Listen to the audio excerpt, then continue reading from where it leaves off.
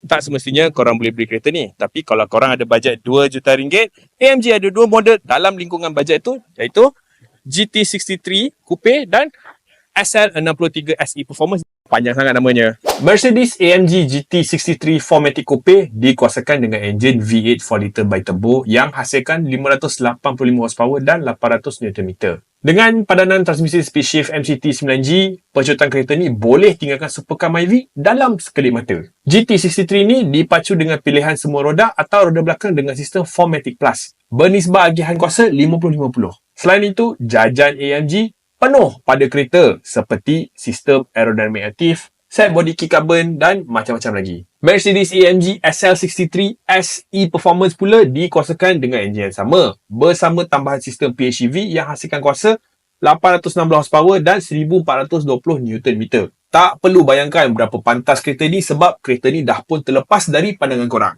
Ini adalah model kelima yang ada teknologi Hybrid E-Performance AMG dan jarak gerak elektrik penuh 13 km sahaja. Jajan AMG juga hampir sama banyaknya dan rupa keseluruhan kereta ni tampil segak dan elegan. Harga untuk GT63 ialah RM1.9 juta dan SL63 ialah RM2.2 juta. Cuba komen, berapa unit yang korang mampu?